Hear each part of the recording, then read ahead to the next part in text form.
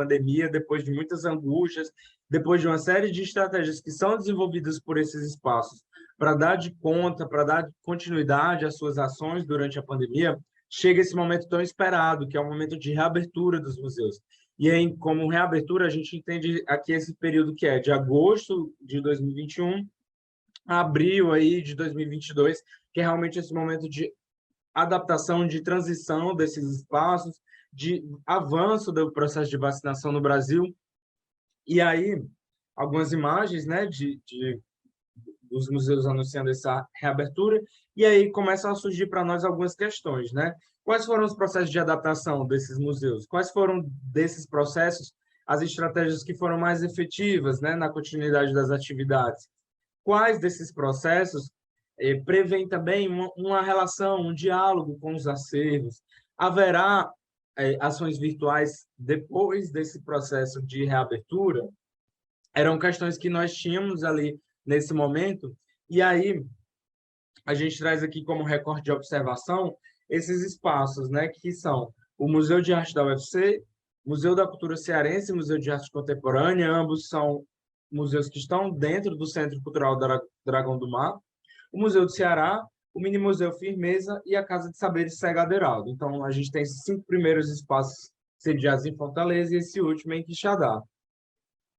A gente divide essa pesquisa em 2 momentos, né? Um primeiro momento que é esse de agosto a novembro de 2021, que a gente começa a perceber aí a reabertura, diz, opa, vamos começar a aprofundar essa pesquisa. E aí começa todo esse processo que é também de olhar para trás, olhar o que foi produzido para entender essa reabertura. Então, a gente, de agosto a novembro de 2021, começa a observar as redes sociais dos espaços, principalmente Instagram, Facebook, YouTube, para entender o que foi produzido ali, como é que se deu cada passo. E de março a abril de 2022, a gente entra no processo de entrevistas com esses espaços. E aí é um processo que foi bem interessante, observar as redes sociais de cada espaço, entender como, desde o anúncio da pandemia, esses espaços foram ali se colocando nessas redes sociais, entendendo uma forma de se comunicar com o seu público, entendendo também os seus públicos, produzindo uma relação, né, de saudade, de interação virtual, e também como cada espaço vai transitando, né, de uma plataforma para outra. Tudo isso se articula nesse primeiro momento e é aprofundado no momento das entrevistas, quando a gente encontra esses gestores e lança uma série de outras questões próximas a essas primeiras mencionadas para entender, de fato, o aprofundamento, o que teve ali por trás do desenvolvimento de cada atividade, né?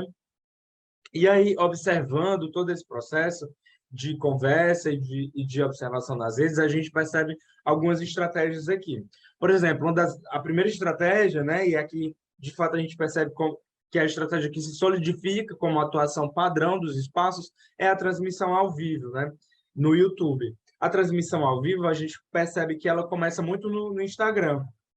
Acreditamos que, pelo fato de que vários desses espaços já tinham aí o Instagram como espaço de atuação, de divulgação dos seus trabalhos, né, dos seus processos. E aí, nesse processo da pandemia, como o recurso da live está ali, esses espaços eles começam a fazer transmissões ao vivo no Instagram.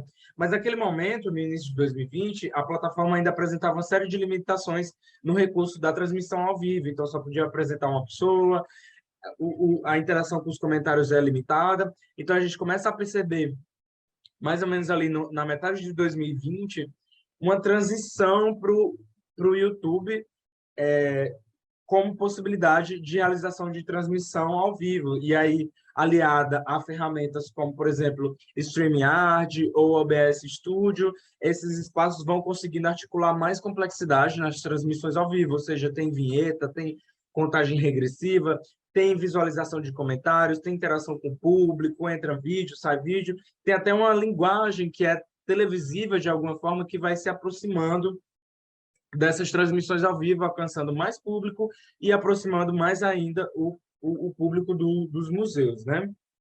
Uma outra estratégia que a gente percebe é a exposição virtual. E aí, quando a gente fala aqui de exposição virtual, ela vai tendo características diferentes de acordo com os espaços, né? A gente percebe que cada espaço vai tendo sua leitura e sua percepção do que é uma exposição virtual, de acordo também com as suas possibilidades orçamentais e de equipe, de tempo.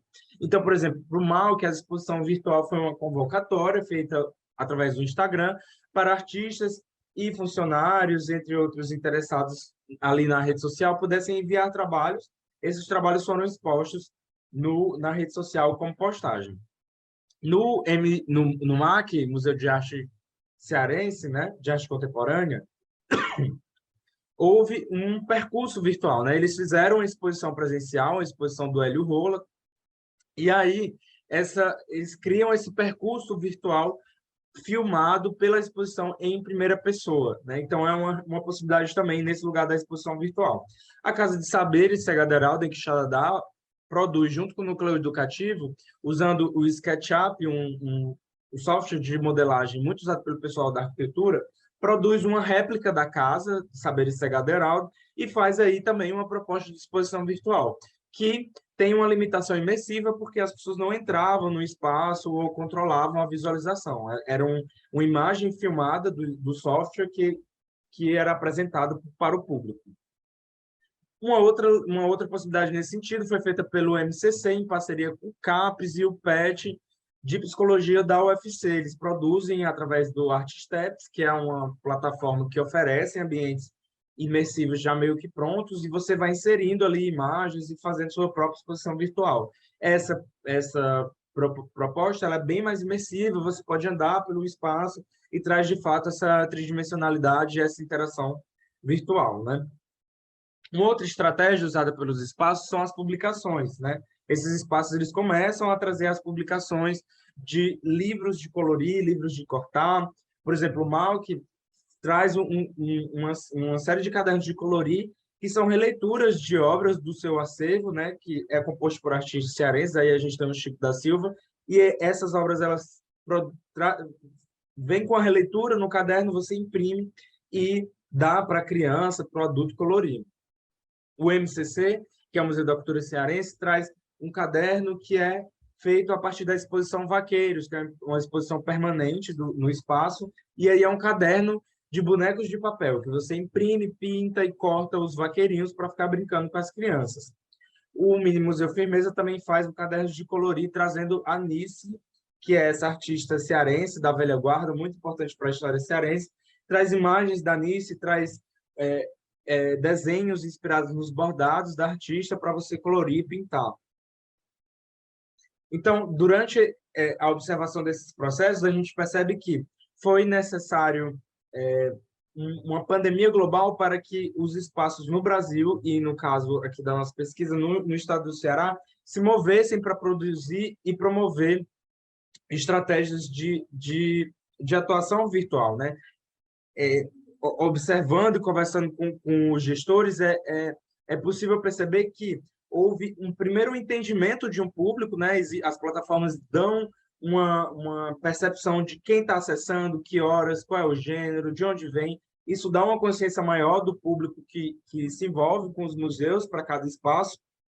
E também aí uma percepção de que, sim, as atividades virtuais, digitais, elas democratizam o acesso à arte e trazem o público, aproximam o público cada vez mais para os museus, né? Principalmente quando a gente pensa que o Ceará, que é um estado que tem uma concentração muito forte de espaços e centros culturais nas capitais.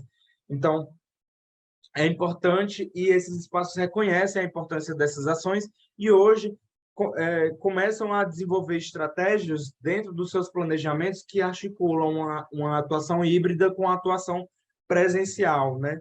Percebendo aí que existem cenários diferentes para atuar, de acordo também com as possibilidades do espaço e as possibilidades do artista, do professor convidado para determinada ação.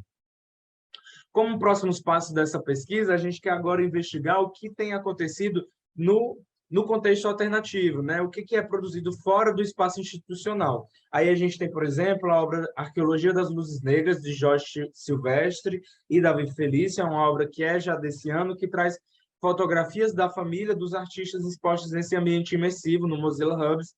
E aí, os próximos passos da pesquisa, a gente quer observar esse tipo de produção artística aqui no Ceará. Trabalhos que não estão mais só pensando em estratégia emergencial, há uma apropriação e uma diluição dessas estratégias e começa a haver aí um diálogo de fato com a web art, com a modelagem tridimensional, em busca de uma expressão artística, né? Então, esses são os nossos próximos passos de pesquisa, entender o que está se construindo de forma alternativa aí fora dos espaços institucionais. É isso, muito obrigada. Quem quiser me seguir no Instagram é @trojane e obrigada.